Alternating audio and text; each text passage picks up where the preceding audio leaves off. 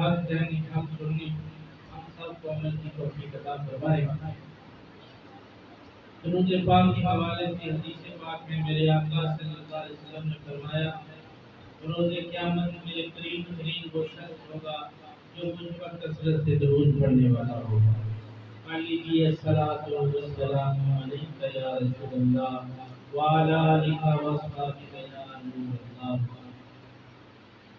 اللہ ارشاد فرماتے ہیں یا ایھا الذین آمنوا، اے ایمان والو، اتقوا اللہ، اللہ سے ڈرو، وقولوا قولا سدیدا، اور سیدھی بات کہو، سچی کھری بات کہو، سچی بات کہو، کوئی دائیں بائیں والی بات نہ کرو، کوئی ہیرا پھیری والا کام نہ کرو، کوئی بہانے والی بات نہ کرو، سیدھی بات کرو۔ کیوں؟ یہ تمہارے ایمان کا بھی تقاضا ہے، دوسرے اعمالکم، تمہارے اعمال کی اصلاح بھی ہوگی۔ اس آیت مقدسہ میں اللہ تعالیٰ نے درست استعمال کرنے کا، زبان کو درست استعمال کرنے کا حکم ارشاد فرمایا۔ اللہ تعالیٰ نے بے شمار نعمتیں ہمیں عطا فرمائی، اور ان نعمتوں میں ایک نعمت زبان کی نعمت ہے، جس کا استعمال اللہ نے انسان کو عقل و شعور دے کر بتایا کہ انسان اس زبان کو اس طریقے سے استعمال کر جس طرح اس کو استعمال کرنے کا حق ہے، یعنی ہمیشہ سچ بات کر، سیدھی بات کر، الٹی بات کر۔ اور یہ وہی زبان ہے اگر اس سے سچی بات کی جائے، عمدہ کلام اس کا سنا جائے، تو اس سے اللہ تعالیٰ کی گفتگو سنی جائے، اس زبان سے اللہ تعالیٰ کی گفتگو کی جائے، کلام اللہ شریف کی تلاوت کی جائے، یعنی قرآن پاک۔ یہ زبان اگر اللہ تبارک و تعالیٰ کے ذکر کے لیے استعمال ہوگا تو یہ اس کا صحیح استعمال ہے۔ یہ زبان اگر اللہ تبارک و تعالیٰ کے احکامات کو بیان کرنے کے لیے استعمال ہوگا تو اس کا یہ صحیح استعمال ہے۔ اس زبان سے میٹھا بول بولا جائے، نہ کہ کڑواہٹ، کوڑی بات نہ کی جائے، کڑوی بات نہ کرو، اس زبان سے میٹھی بات کرو، اخلاق سے کام کرو۔ اور اللہ تبارک و تعالیٰ نے یہ ارشاد فرمایا کہ یہ زبان اللہ نے تمہیں نعمت کے طور پہ عطا فرمائی، اور مومن وہ ہے جو خود بھی پاک ہے اور اپنی زبان کو بھی پاک رکھتا ہے، مطہر ہے۔ فرمایا یہ مومن کی نشانی ہے، وہ اس زبان سے اللہ کا کلام پڑھتا ہے، تلاوت کرتا ہے۔ فرمایا کہ یہ زبان اللہ نے ہمیں اس لیے عطا فرمائی ہے کہ اس زبان سے اللہ کا ذکر کیا جائے، اس کی تسبیح پڑھی جائے، اس کی حمد و ثنا کی جائے، اس کی نعمتوں پر شکر ادا کیا جائے۔ کیونکہ اللہ نے ہمیں جو دین عطا فرمایا وہ دین بھی پاک ہے، اللہ نے ہمیں جو نبی عطا فرمایا وہ نبی بھی پاک، اللہ نے ہمیں جو کتاب عطا فرمائی یعنی قرآن مجید وہ بھی پاک ہے۔ اللہ تبارک و تعالیٰ نے اپنا الہ ہونا بتایا تو وہ الہ بھی پاک ہے، وہ رب بھی پاک ہے۔ جب رب پاک ہے، اس کا رسول پاک ہے، اس کی عطا کردہ کتاب پاک ہے، تو اللہ فرماتا ہے آپ مومن کو اپنا دل بھی پاک کر، اپنی زبان بھی پاک کر، میری حمد بیان کرتا جا، میری تعریف بیان کرتا جا۔ دل یاد نہیں بنایا ہے تعریف نئی زبان، دل یاد نہیں بنایا ہے تعریف نئی زبان، اکھیاں بنائیاں سونے دے دیدار واسطے۔ اللہ فرماتا ہے کہ یہ جو تیرا دل ہے اس میں یاد الہی پیدا کر، یہ جو تجھے میں نے زبان عطا کی ہے اس سے تعریف مصطفیٰ کا ذات رسول پاک، یہ جو تجھے آنکھیں عطا کی ہیں یہ یار کے جلوے کے لیے عطا کی۔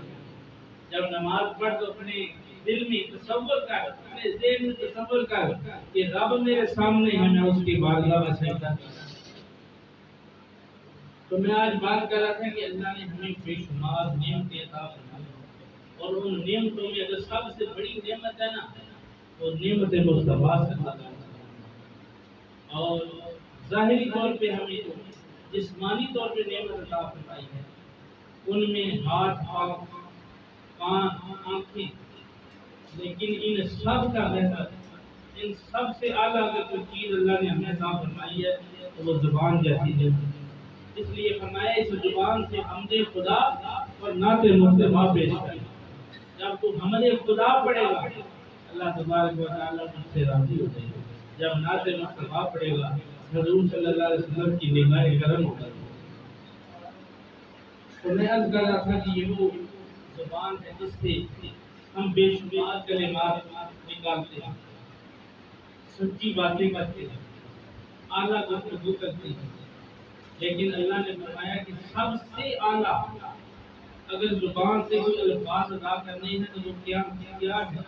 وہ کلمہ ہے۔ فرمایا کلمے کے الفاظ لا الہ الا اللہ محمد رسول اللہ۔ فرمایا سب سے افضل ترین کلمہ، سب سے افضل ترین گفتگو، سب سے افضل ترین بات اللہ نے جو بیان فرمائی ہے وہ زبان سے ادا کرنے کے لیے وہ کلمہ ہے۔ کلمہ کیا ہے؟ کلمہ طیبہ۔ یہ کلمہ وہ ہے جس کے پڑھنے سے کافر مسلمان ہو جاتا ہے، مسلمان پڑھے تو اس کے درجے بلند ہو جاتے ہیں، مومن پڑھے تو اللہ اس کو ولایت کے درجے تک لے جاتا ہے۔ اس کلمے کے اندر اللہ نے اتنی تاثیر رکھی ہے، فرمایا افضل ذکر لا الہ الا اللہ و افضل الدعاء استغفر اللہ۔ فرمایا ذکر میں اگر کوئی فضیلت والا ہے تو کلمہ لا الہ الا اللہ محمد رسول اللہ، اور دعا میں سب سے افضل استغفار اپنی بارگاہ۔ تو اللہ نے ہمیں زبان اس لیے عطا فرمائی کہ زبان سے رب کی حمد بھی ہوتی رہے، مصطفیٰ کریم کی نعت بھی پڑھی جاتی رہے، توبہ استغفار کی کلمات بھی زبان سے جاری ہوں، اور سب سے افضل کلمہ فرمایا کلمہ لا الہ الا اللہ محمد رسول اللہ پڑھا ہے۔ حضور نبی کریم صلی اللہ علیہ وسلم کی حدیث مبارکہ ہے، فرمایا کہ یہ وہ کلمہ ہے جو جہنمی کو دوستی کو جنت کی طرف لے جاتا ہے، کافر کو مسلمان بنا دیتا ہے۔ میرے آقا صلی اللہ علیہ وسلم نے فرمایا یہ زندگی میں انقلاب پیدا کر دیتا ہے، اور حضور علیہ السلام نے فرمایا کہ اگر کوئی کافر، اس کا شریف حدیث میں ترمذی نے اس کو نوٹ کیا، فرمایا اگر کوئی کافر اور مشرک پانی سے نہائے، غسل کرے، نہر میں نہائے یا دریا میں نہائے، حتیٰ کہ وہ سمندر کے پانی سے نہائے، میرے آقا نے فرمایا وہ پاک نہیں ہو سکتا، وہ پلید ہی رہے گا۔ یہ کس کا فرمان ہے؟ حضور صلی اللہ علیہ وسلم۔ میرے آقا نے فرمایا وہ پلید رہے گا۔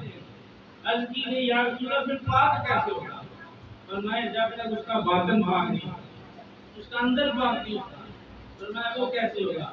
فرمایا کلمہ پڑھ کے لا الہ الا اللہ محمد رسول اللہ۔ میرے آقا نے فرمایا کہ وہ کلمہ پڑھ کے مسلمان ہو جائے، چاہے کافر ہے، چاہے مشرک ہے، چاہے جو بھی ہے، میں اللہ اسے پاک کر دوں گا۔ تفسیر ابن کثیر، علامہ ابن کثیر آپ فرماتے ہیں کہ ایک شخص حضور صلی اللہ علیہ وسلم کی بارگاہ میں حاضر ہوا، عرض کیا یا رسول اللہ صلی اللہ علیہ وسلم، مالدار لوگ قیامت والے دن درجات میں بڑے اعلیٰ درجے پہ ہوتے ہیں، ان کو اللہ بڑا اعلیٰ درجہ عطا فرمائے گا۔ میرے آقا نے فرمایا کیوں؟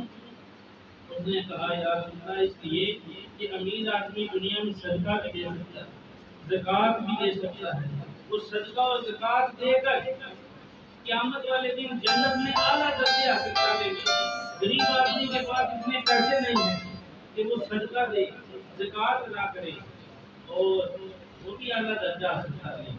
میرے آقا صلی اللہ علیہ وسلم نے فرمایا نہیں، یہ بات مت، یہ مت سوچو کہ مالدار بندہ زکوٰۃ دے کر یا صدقہ دے کر اعلیٰ درجے پر پہنچ جائے گا۔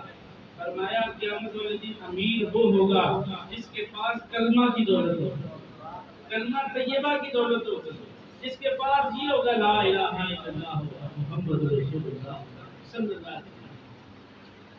فرمایا اس کو امیر مت سوچو، جو دنیاوی طور پہ امیر ہے وہ امیر ہے جس کے پاس کلمہ ہے. کلمہ کیا ہے؟ ایمان.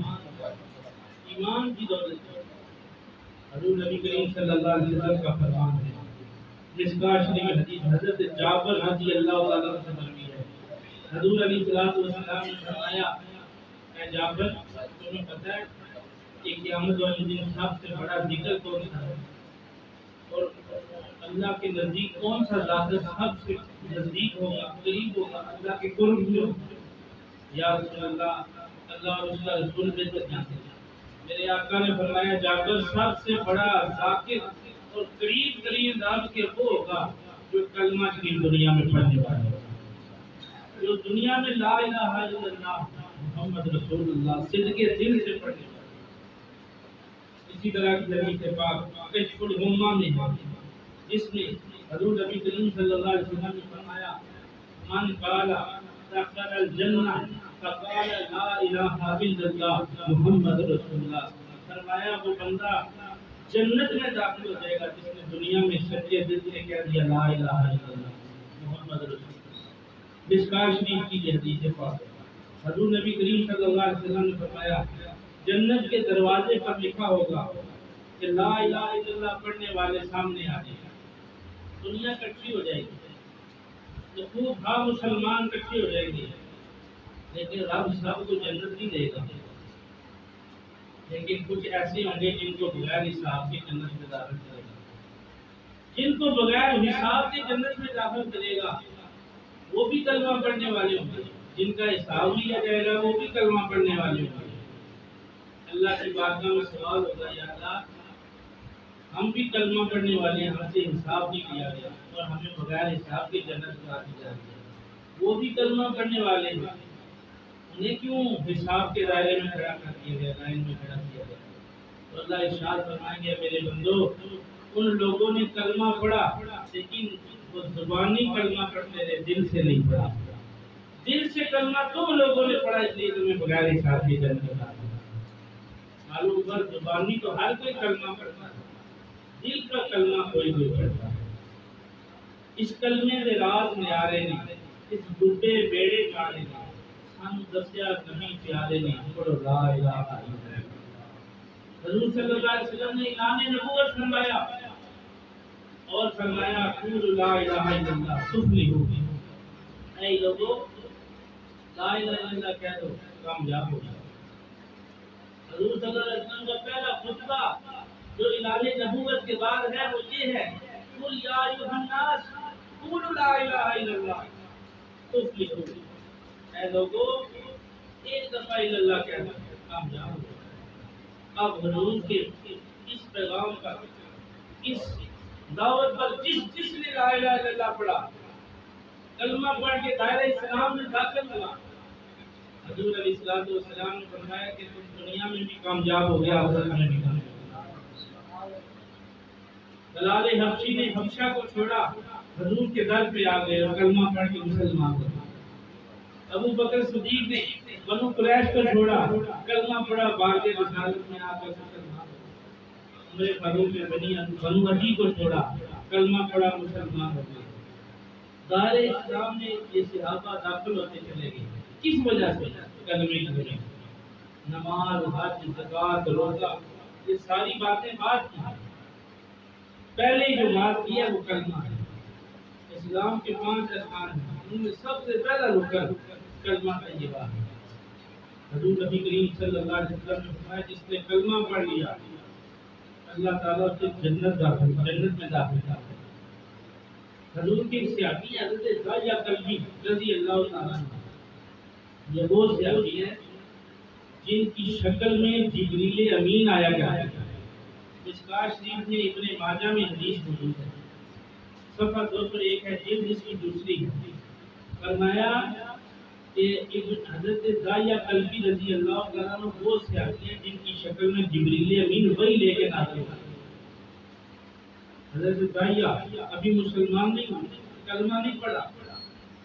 میرے آقا صلی اللہ علیہ وسلم کے دل میں خواہش پیدا ہوئی یا اللہ اللہم ایجب بسلامتی بداعیہ کلبی رضی اللہ عنہ. فرمایا یا اللہ کہتا ہے یا کلبی کو اسلام کی دولت عطا کرنا تو اور اس سے راضی ہو جائے. حضور کے دل میں بھی دعا مانگی. حضرت داعیہ کلبی کا دل کی دنیا آباد ہوگی. باقی رسالت میں ابھی کلمہ نہیں پڑھا. حضور صلی اللہ علیہ وسلم سے فرمایا یا اللہ میں کلمہ کب پڑھوں گا جب آپ مجھے اس بات کی گارنٹی دیں گے کہ میرے کبیرہ گناہ معاف ہو جائیں گے. میرے آقا نے فرمایا داعیہ کلبی کس بات کی گارنٹی لینا چاہتا ہے؟ کون سا بڑا گناہ کر کے آیا ہے؟ تم نے قرآن نہیں پڑھا وَلَوْ أَنَّهُ يَعْلَمُ أَنفُسَهُمْ جَاءُوكَ فَاسْتَغْفَرُوا اللَّهَ وَاسْتَغْفَرَ لَهُمُ الرَّسُولُ لَوَجَدُوا اللَّهَ تَوَّابًا رَحِيمًا. کیا معبود جو لوگ اپنی جانوں پر ظلم کر بیٹھے, گناہ کر بیٹھے, آپ کی بارگاہ میں آ جائیں اور آپ ان کے لیے استغفار کریں, اللہ انہیں معاف کر دے گا. اور اللہ بے شک توبہ قبول کرنے والا بڑا مہربان ہے. یا رسول اللہ یہی آیہ کریمہ پڑھ کے میں آیا ہوں, لیکن بات یہ ہے کہ میں نے اتنے کبیرہ گناہ کیے شاید رب معاف نہ کرے, شاید رب معاف نہ کرے. میرے آقا نے فرمایا داعیہ کلبی کون سا گناہ کر کے آیا ہے؟ عرض کی یا رسول اللہ صلی اللہ علیہ وسلم میں نے اپنے خاندان کی 70 بچیوں کو زندہ درگور کیا ہے. زمانے جاہلیت میں جس گھر میں بچی پیدا ہو جاتی ہے اس گھر میں سب سے ماتم بچتا ہے, اور بندے جو اس وقت کے جاہل لوگ تھے جن کو اسلام کا پتہ نہیں تھا, دین کا پتہ نہیں تھا, وہ بچیوں کو زندہ درگور کر دیتا ہے. حضور نبی کریم صلی اللہ علیہ وسلم خاموش ہو گئے کہ آپ داعیہ کلبی اتنے کبیرہ گناہ کر کے آیا ہے. نبی تو وہ ہوتا ہے جو خدا کے حکم کے بغیر کوئی کام نہیں کرتا. وہی نازل محبوب اپنے مسلمانوں کو کہہ دیجیے, مومنوں سے کہہ دیجیے کہ جب تک وہ دل سے توبہ نہیں کرتے اللہ انہیں معاف نہیں کرے گا, اور جب وہ توبہ کر لیں گے اللہ ان کے بڑے سے بڑے گناہ بھی معاف کرے گا, چاہے وہ سمندر کی جھاگ کے برابر, دریا کے قطروں کے برابر, درختوں کے پتوں کے برابر, اللہ انہیں معاف کر دے گا. حضور صلی اللہ علیہ وسلم نے فرمایا داعیہ کلبی میں دیکھ رہا ہوں جبریل آسمان سے نازل ہو رہے ہیں, ضرور اس دفعہ کوئی نہ کوئی پیغام لے کر آئے گا. جبریل امین آئے اور عرض کی السلام علیکہ یقرأ علیہ السلام, اے اللہ کے رسول صلی اللہ علیہ وسلم اللہ آپ کی طرف سلام بھیج رہا ہے. ہم پڑھتے ہیں نا یا نبی سلام علیکہ یا رسول سلام علیکہ, یہ رب کی سنت ہے. اللہ تعالیٰ فرماتا ہے نبی آپ پر سلام ہے. فرمایا اے اللہ کے رسول صلی اللہ علیہ وسلم اللہ آپ پر سلام بھیج رہا ہے, اور یہ پیغام ہے کہ داعیہ کلبی کو خوشخبری سنا دے کہ اس نے سچے دل سے رب کی بارگاہ میں توبہ کر لی ہے, وہ نادم اور شرمندہ ہو کر آیا ہے. آپ اسے کلمہ بھی پڑھا دیں اور اسے خوشخبری سنا دیں کہ اللہ نے اسے 60 سال کے گناہ اس کے معاف کر دیے. 60 سال کے کبیرہ گناہ اللہ نے اس کے معاف کر دیے ہیں. داعیہ کلبی رضی اللہ تعالیٰ عنہ نے یہ بات سنی, یہ بشارت سنی, آنکھوں میں آنسو آئے اور بے یک الفاظ ہو کر پڑھا لا الہ الا اللہ محمد رسول اللہ. حضرت داعیہ کلبی میں حضور کے صحابہ دائرہ اسلام میں داخل ہوئے تو کلمہ پڑھ چکا.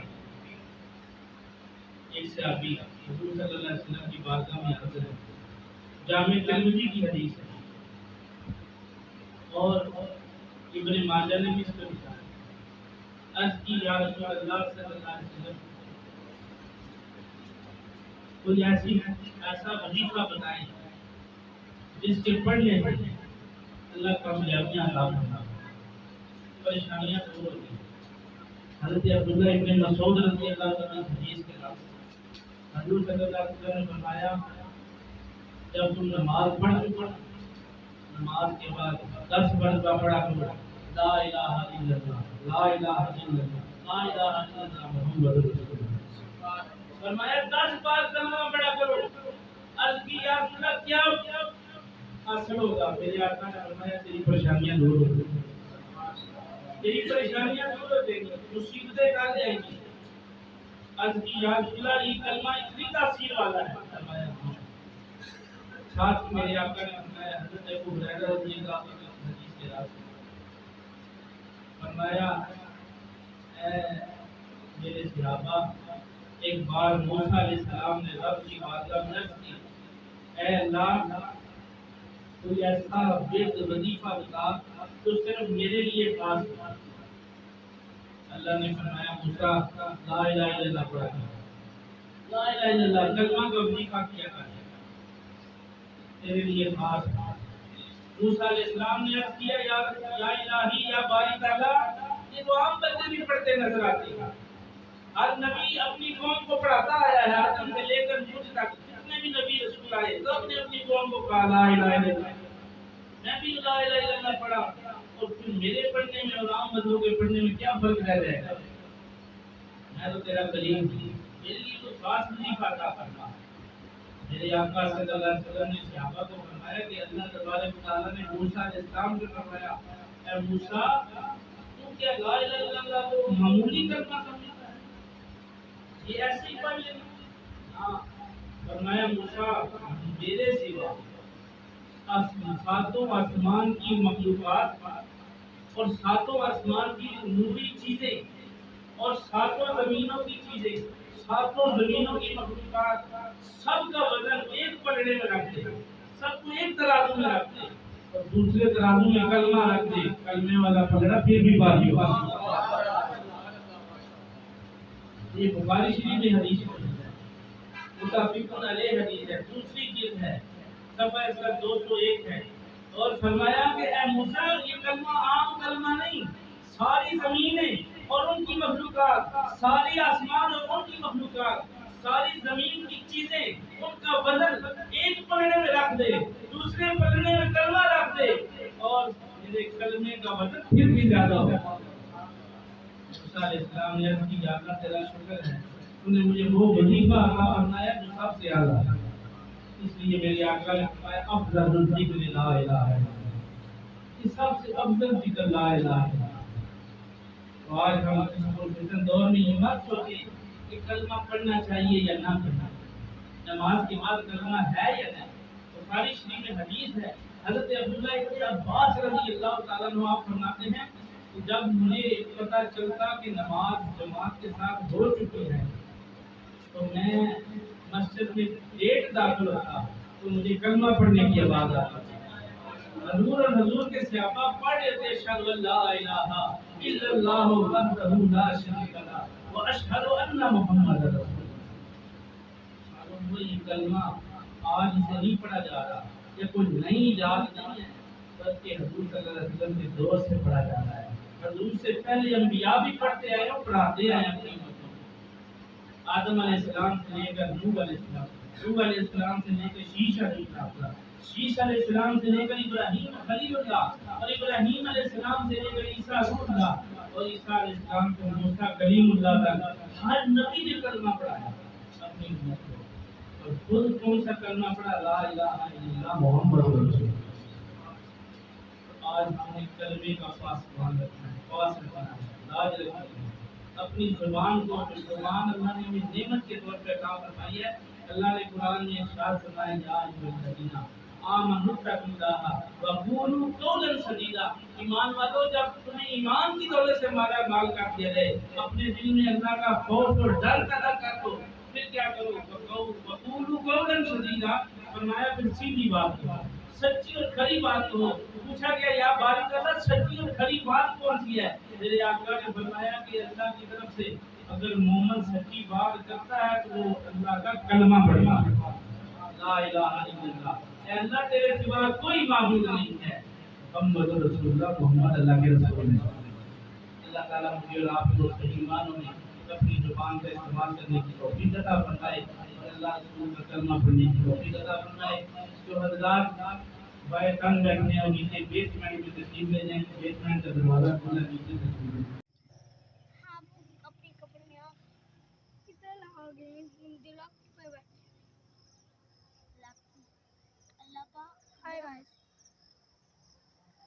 Hi guys, new another channel. امید ہے